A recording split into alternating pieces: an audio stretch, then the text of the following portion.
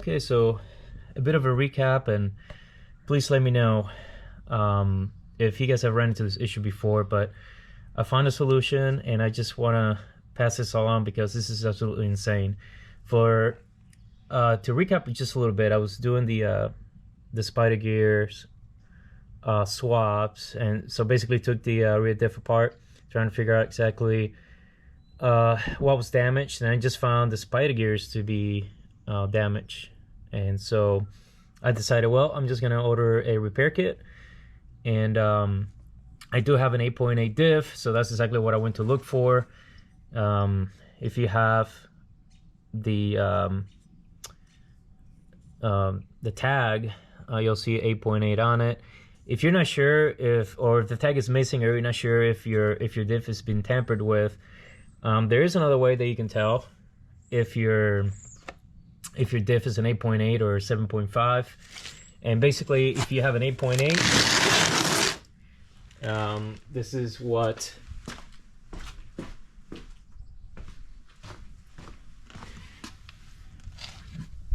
let's see.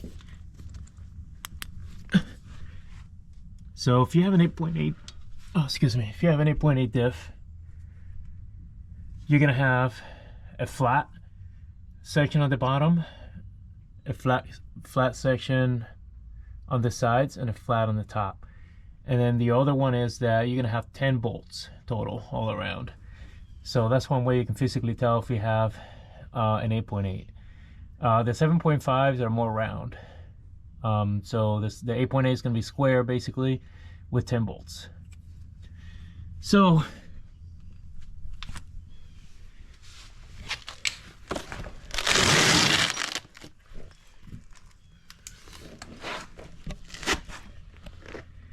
now the issue that I found was when I took everything apart and I went to insert the new kit, which was a 28 spline, which by the way is incredibly difficult to find. For some reason, most of the kits out there, the 31 spline, so basically 31 little gears if you count them all.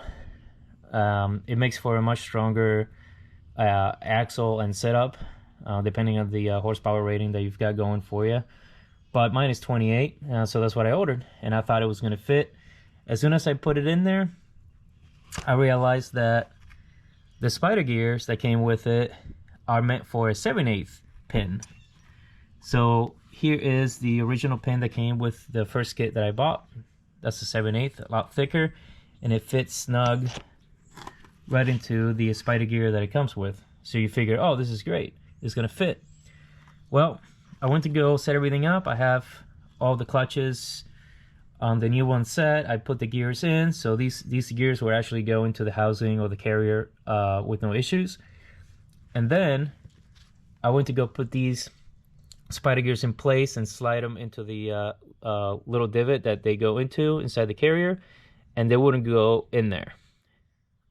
Then I started wiggling around, looking at things, and I realized that my original pin, which is 3/4 pin, a little smaller,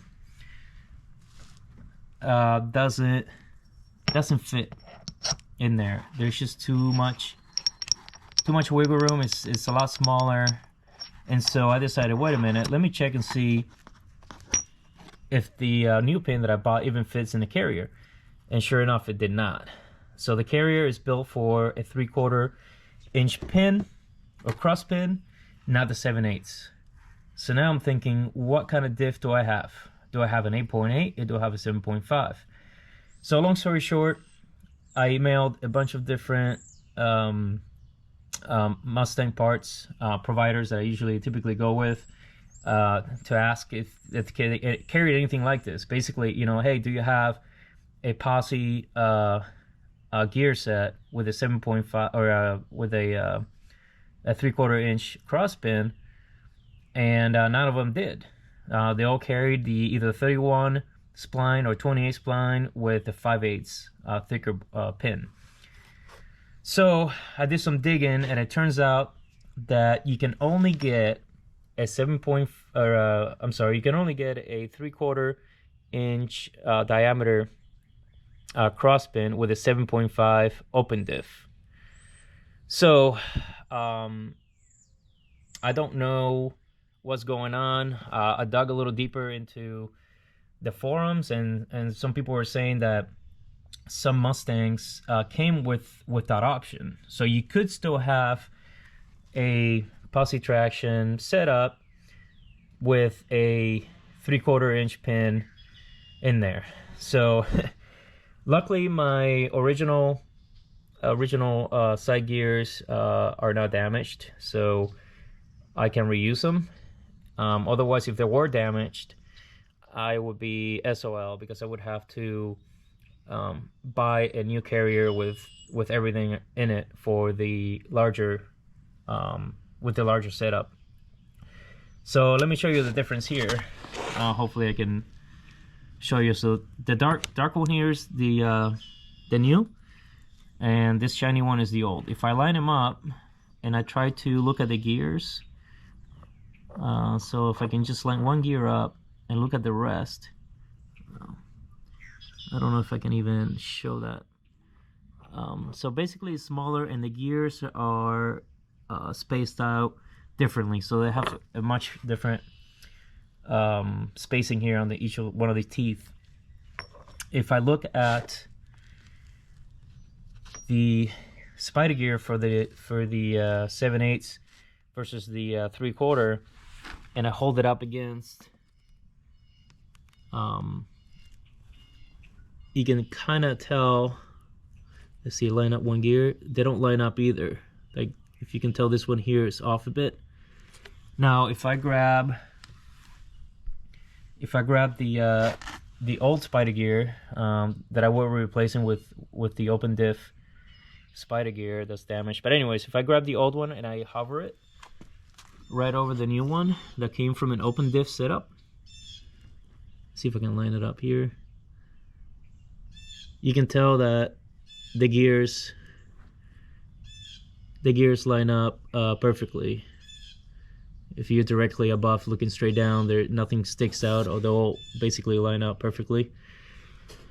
So I have, for some reason, a limited slip or a posi diff gear setup with the size of an open diff gears. I don't know.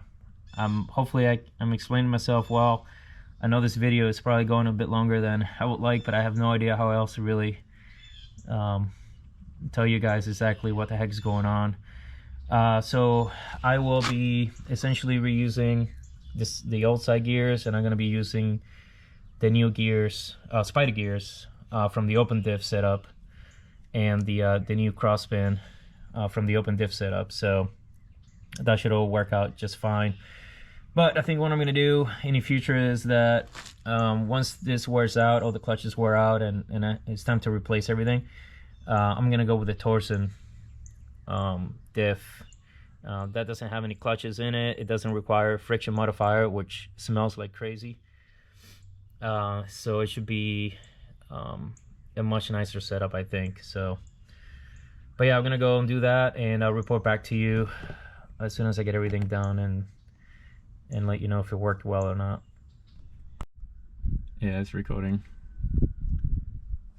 So it's not gonna be crazy drift. It's just gonna be just a little tiny bit.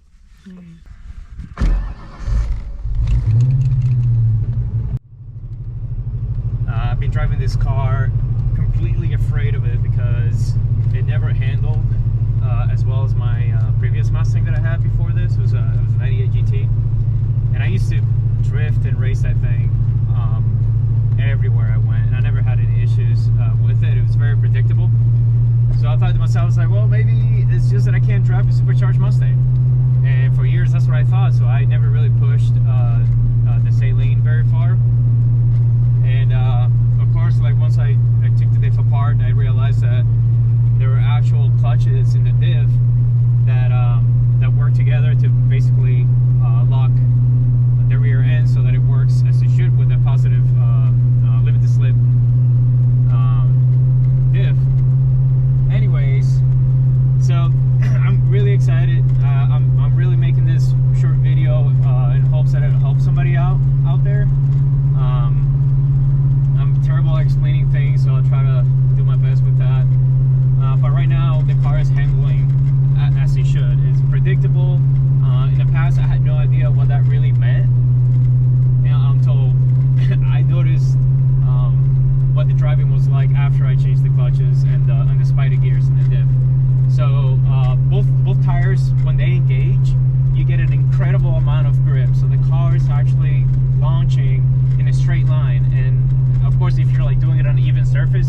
off in a straight line.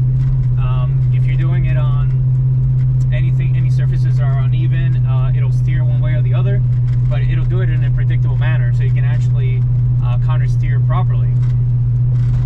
So what I'm here today doing is just basically kind of wearing the gears in, and I just want to kind of test it out a little bit on the dirt road. So there's a little dirt patch that is coming up, and I'm gonna warm up my handbrake. Oh, a deer. And I basically want to test it out in the dirt so it engages right away. It doesn't wear the tires out, and then I can kind of see how the car handles.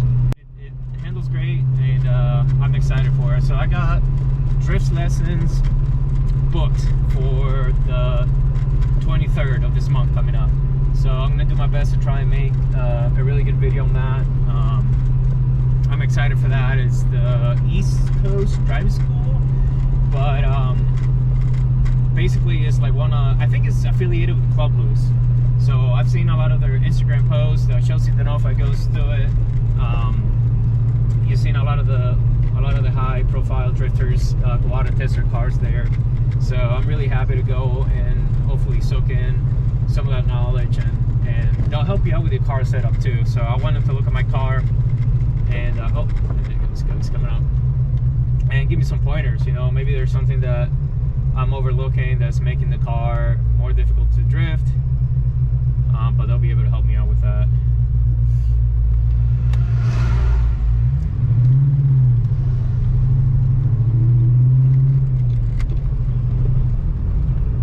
But if the rear diff breaks again, I'm definitely updating it to a more modern diff, because that thing is old, and for some reason the side gears are not sold anymore. At least I couldn't find them. They're like slightly smaller than your standard 8.8 diff. So hopefully I explained that well in the video. If not, I'll try and make another explainer, like little short explainer if I missed that part. But I think that's the most important part, so I'll try to do my best to cover that. Of course, everybody decides they want to drive here today. There's nobody on the road yesterday.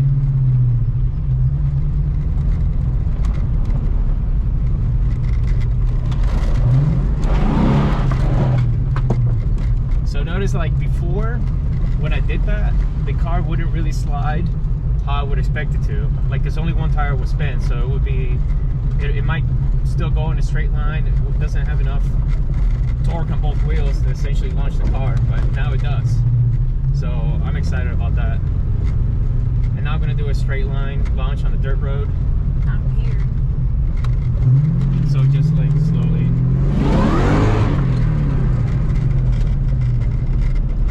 So it's just way more grip.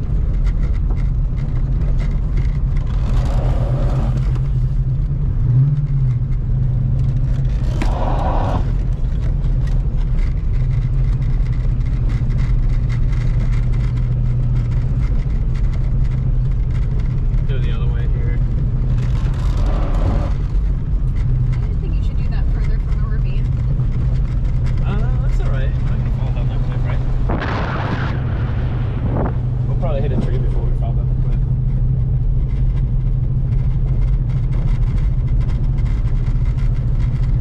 But yeah, the driving school is going to be basically like the make or break. Hopefully I'm not jinxing myself, but it's definitely going to stretch the car. It's going to push it to the limit. It's going to push the rear diff to the limit. And if I survive that, I'll be pretty excited. I'll be grateful if nothing breaks. So